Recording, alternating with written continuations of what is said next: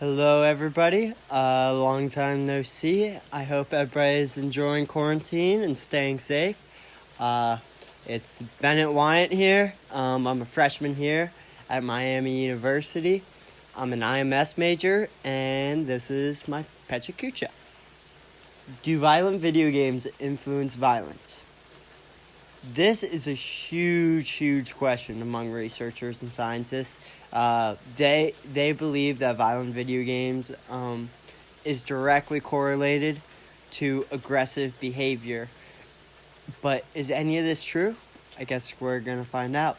So, a lot of media or a lot of researchers and scientists say, a lot of people shouldn't be playing violent video games because like GTA, because it's directly correlated to aggressive behavior and violent, like school shootings and that kind of stuff. But is any of this actually true?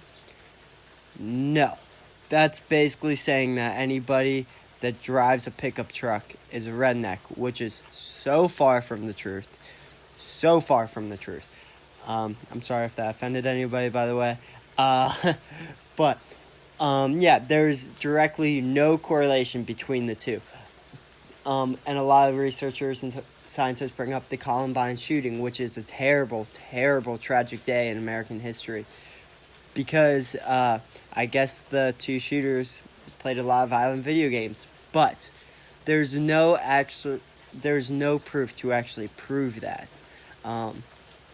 Many people died that day, and there's a deeply sad day, and like there's been all these other shootings like Sandy Hook, Virginia Tech, all terrible days, but nobody has actually linked this, like proven to link this to violent video games. There's no evidence at all. No evidence. I play violent video games like GTA and that kind of stuff, and I don't see me like ever feeling violent after I play video games. I see, or like a lot of researchers link this to Grand Theft Auto 5 and like other Grand Theft Autos, sandbox games when you can go around and shoot people, Call of Duty. This is a large topic or large gaming topic that bring up, or scientists say this brings up violence. I see video games as more of a stress reliever. I really like playing video games after a long, hard day of work. Just kick it back with the boys, play some video games. It's a lot of fun. I'm very competitive, and I like playing against people. These are my two favorite games, or I wouldn't say two favorite. Two games I've recently been playing the most. Madden 20, it's always fun to go beat your friends in that. Very competitive.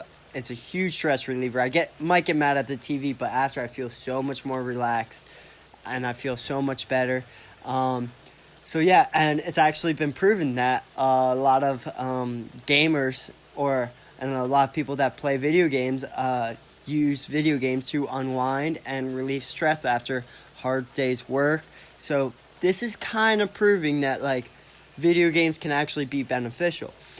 Also, memory, speed, creativity, attention, focus, and flexibility, all parts of the mind can be used during video games, and it can actually help you with video games can help you with hand-eye coordination, reaction time. Video games can actually be really helpful, especially if you're learning from video games like Kahoot, which is kind of like a learning game. I know it's not really a video game, but you're learning. It's kind of like Quizlet too, where you can play games on Quizlet like to study and learn for tests. And honestly, this is what helps me the most because I want to beat everybody else. I'm very competitive. And also the military is starting to use Xbox controllers because all these military guys are growing up playing video games, and they're so used to the controllers, and it's so much easier than using like a normal joystick. So whatever they're doing, they're using Xbox controllers. But video games can be great for stress relieving. I've already brought that up, and your brain, how your reaction time, speed, hand-eye coordination.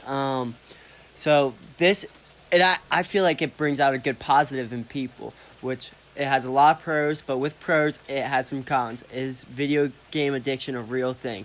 This is a huge, huge question. I kind of believe it is, especially when Fortnite came out. I don't think my little brother was ever not playing. Like, he was on it 24/7 all the time, which can be very dangerous. Yeah, like I said, Fortnite is one game that is brought up when talking about video game addiction. And I mean, yeah, you can get addicted to video games, but I feel like the pros definitely outweigh the cons in this situation, because all it's all helping you.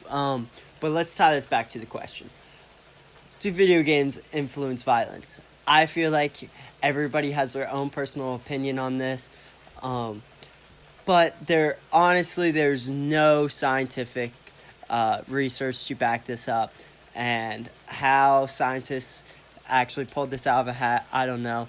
But like I said, playing video games is more of a stress reliever for me, and I actually have a lot of fun and enjoy playing video games. I feel like it's a privilege, and like how these Twitch streamers and like how people are starting to make money off of video games is amazing, amazing. And the industry is still growing, and people can use it to learn from each other. So I believe there's no violence like correlated to video games. So thank you.